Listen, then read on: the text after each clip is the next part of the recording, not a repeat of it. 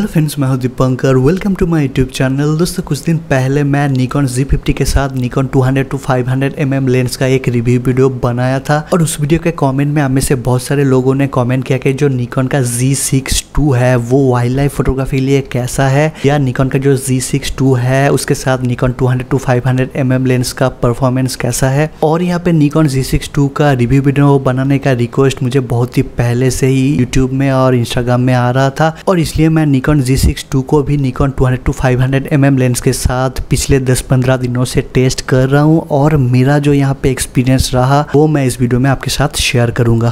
दोस्तों, मैं बेसिकली यहाँ पे निकॉन Z6II के साथ निकॉन 200 to 500 mm लेंस को निकॉन FTZ एडाप्टर वर्जन 1 के साथ ही यूज़ किया हूँ। तो मैं इस वीडियो में जो एक्सपीरियंस शेयर करूँगा वो सिर्फ निकॉन FTZ एडाप्टर वर्जन 1 को यूज़ करके निकॉन Z6II और निकॉन 200 to 500 mm लेंस का परफॉर्मेंस है।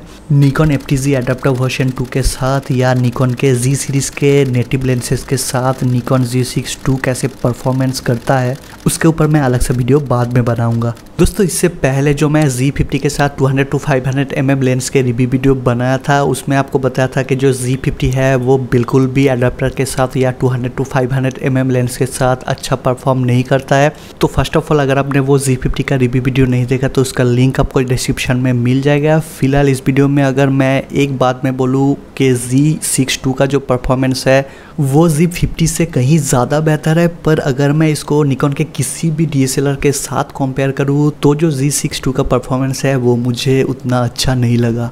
दोस्तों, एडाप्टर के साथ यूज़ करने से जो चीज़ सबसे ज़्यादा अफेक्टेड होता है वो है ऑटो फोकस परफॉर्मेंस, और यहाँ पे इस कॉम्बो को यूज़ करने के टाइम भी निकॉन Z6II का ऑटो फोकस में मुझे बहुत सारे इश्यूज देखने को मिला। दोस्तों, अगर आप कोई बड़ा सब्जेक्ट को शूट कर रहे हो या कोई स्लो मूविंग सब्जेक्ट को शूट कर रहे हो या ऐसा कोई सब्जेक्ट शूट कर रहे हो जिसका डिस्टेंस आपसे ज़्यादा वेरी नहीं कर रहा है, उस सिचुएशन में ये कॉम्बो बहुत ही फास्ट और एक्यूरेटली आपका सब्जेक्ट को फोकस या फोकस ट्रैकिंग कर लेता है। पर प्रॉब्लम तब होता है जब आप ऐसे सिचुएशन में शूट कर रहे हो जहाँ पे आपका दोनों सब्जेक्ट में डिस्टेंस का वेरिएशन बहुत ही ज़्यादा है। उस टाइम ये कॉम्बो बहुत ही ज़्यादा स्ट्रगल करता है। यहाँ पे मेरा कहने का मतलब ये है कि अगर आपका फोकस इन्फिनिटी में है या कोई दूर का कोई सब्जेक्ट में है और सडनली आपको बहुत ही करीब कोई सब्जेक्ट मिल जाता है और आप उस सब्जेक्ट पे फोकस करने जाते हैं तो वहाँ पे उस टाइम ये कॉम्बो बहुत ही ज़्यादा स्ट्रगल करता है या कभी कभी फोकस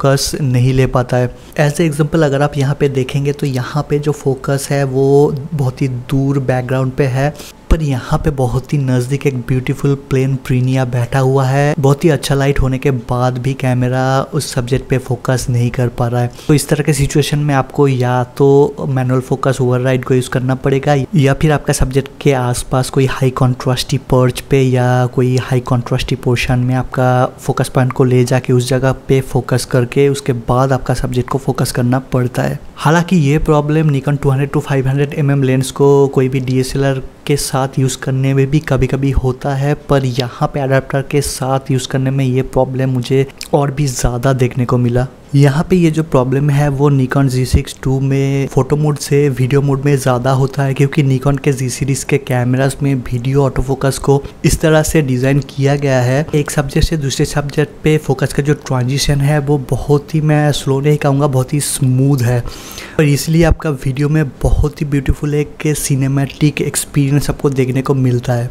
यहाँ पे अगर मैं और भी थोड़ा सा टफ एग्जांपल आपको दिखाऊं तो अगर आप इस वीडियो पे देखेंगे तो यहाँ पे इंडियन पैराडाइज फ्लाई कैचर का एक नेस्ट है जो कि मैं बहुत ही सेफ डिस्टेंस से शूट कर रहा था।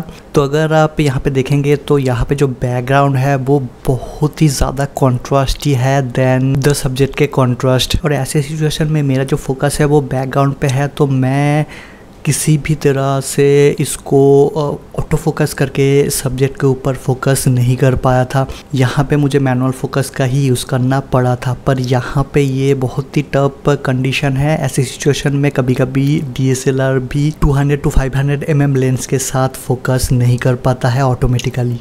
पर यहाँ पे ही जब लाइट चारों तरफ यूनिफॉर्म था तो उस टाइम ऑटो फोकस में कोई भी प्रॉब्लम यहाँ पे इस कॉम्बो के साथ मुझे देखने को नहीं मिला था। तो यहाँ पे अगर इस कॉम्बो के फोकसिंग एक्यूरेसी की बात करें तो जो फोकसिंग एक्यूरेसी है वो निकॉन Z50 से कहीं ज़्यादा बेहतर है। जैसे मैंने Z50 के केस में कहा था कि जब आप कोई सब्जेक्ट को ट्रैक कर रहे हो उस टाइम आप अगर 10 फोटोज़ लेंगे तो आप उनमें से 2 या 3 फोटोज़ ही आपको ठीक ठाक मिलता है। यहाँ पे अगर आप 10 फोटोज़ लेंगे तो आपको उसमें से एटलीस्ट 5-6 फोटोज़ आपको बहुत ही एक्यूरेटली फोकस्ड मिल जाता है।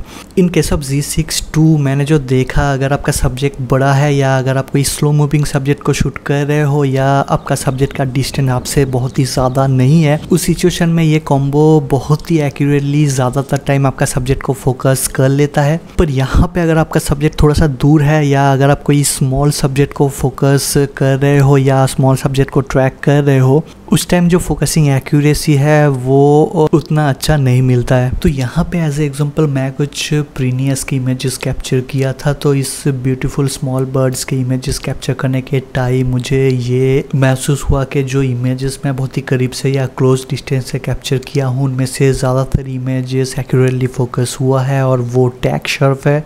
पर यहाँ पे सब्जेक्ट का डिस्टेंस जब बहुत ही ज़्यादा था उस टाइम कैप्चर किया हुआ ज़्यादातर इमेजेस एक्यूरेटली फोकस नहीं हुआ है या वो टैग शार्प नहीं है। तो यहाँ पे जब आप कोई सब्जेक्ट को शूट कर रहे हो और उसको फोकस कर रहे हो तो आप एक चांस में आपको यहाँ पे कॉन्फिडेंस नहीं मिलता है कि वो सब्जेक्ट फोकस हुआ है कि नहीं, और इसलिए इवन स्टेडी सब्जेक्ट में ही आपको बार बार फोकस बटन को प्रेस करना पड़ता है या उसको प्रेस करके होल्ड करके रखना पड़ता है ताकि परफेक्टली फोकस्ड इमेज मिलने का चांस ज़्यादा हो।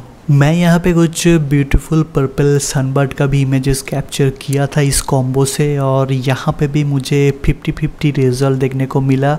कुछ इमेजेस बहुत ही शार्प है और बहुत ही एक्यूरेटली फोकस हुआ है, पर यहाँ पे कुछ इमेजेस ब्यूटीफुल लाइट होने के बाद भी परफेक्टली या एक्यूरेटली फोकस नहीं हुआ है या वो इमेजेस टैग शार्प नहीं है। यहाँ पे जैसे मैंने कहा कि वीडियो करने के टाइम आपको बहुत ही ब्यूटीफुल स्मूथ फोकस ट्रांजिशन देखने को मिलता है। इसमें आपको बहुत ही बढ़िया वीडियोग्राफी का एक्सपीरियंस देखने को मिल जाता है। पर ये ज़्यादातर जो स्टेडी सब्जेक्ट है या जो स्लो मूविंग सब्जेक्ट है उसके लिए अच्छा है। अगर आप कोई बहुत ही फास्ट मूविंग सब्जेक्ट का वीडियो ले रहे हो तो आपको उस टाइम फोकस लॉस का इशूज़ भी देखने को मिल सकता है। तो अगर मैं यहाँ पे ओवरऑल ऑटो फोकस परफॉर्मेंस की बात करूँ तो इस कॉम्बो का जो ओवरऑल ऑटो फोकस परफॉर्मेंस है वो मैं कहूँगा मॉडरेट है।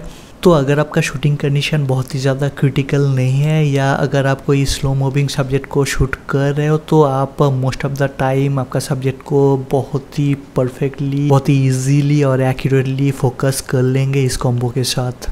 पर अगर आप बहुत ही ज़्यादा फास्ट मूविंग सब्जेक्ट को शूट करते हैं तो ये कॉम्बो आपके लिए नहीं है। यहाँ पे निकॉन Z6 II में फास्टर इमेज प्रोसेसिंग के लिए और मोर बफर कैपेसिटी के लिए आपको डुअल एक्सपीड 6 प्रोसेसर देखने को मिलता है, जो कि यहाँ पे एक बढ़िया बात है। यहाँ पे जो चीज़ मुझे निकॉन में सबसे अच्छा लगता है, इवन कैनन या सोनी से भी अच्छा, वो है निकॉन की इमेज क्वालिटी, निकॉन का डायनामिक रेंज और निकॉन के कलर टोन। और इस सब से निकॉन Z6 II का भी जो इमेज क्वालिटी है वो बहुत ही बढ़िया है और यहाँ पे जो लो लाइट परफॉर्मेंस है वो बहुत ही अमेजिंग है। हालांकि अगर मैं यहाँ पे कंपेयर करूँ तो जो डायनामिक रेंज है या जो कलर डेप्थ है वो निकॉन D850 में बेटर है Z6 II से।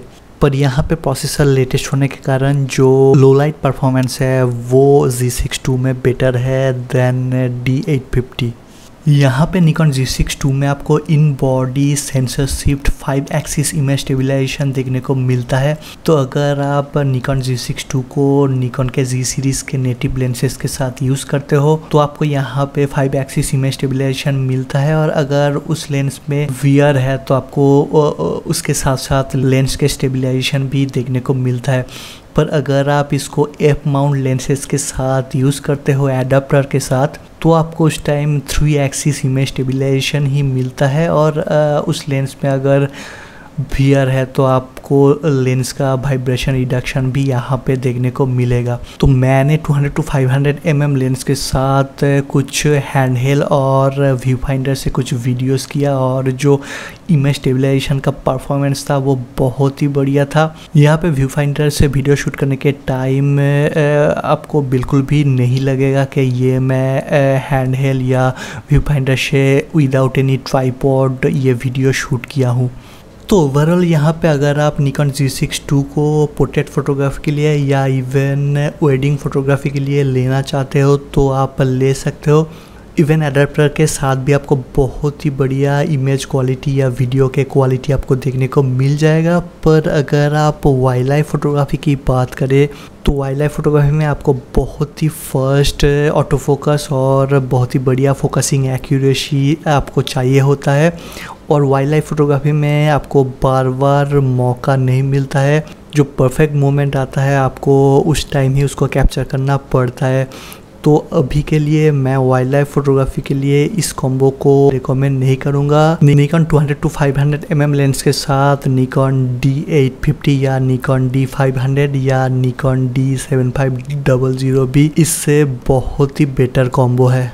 तो वीडियो आपको कैसा लगा उसका फीडबैक्स नीचे कमेंट पे ज़रूर देना। अगर आपका कोई भी सवाल है आप नीचे कमेंट में कर सकते हैं, मैं उसका रिप्लाई ज़रूर दूंगा। अगर आप चाहे तो मुझे इंस्टाग्राम में भी फॉलो कर सकते हैं, मेरे इंस्टाग्राम लिंक आपको नीचे डिस्क्रिप्शन में मिल जाएगा। तो इस वीडियो में बस इतना ही, मिलते किसी और वीडियो में।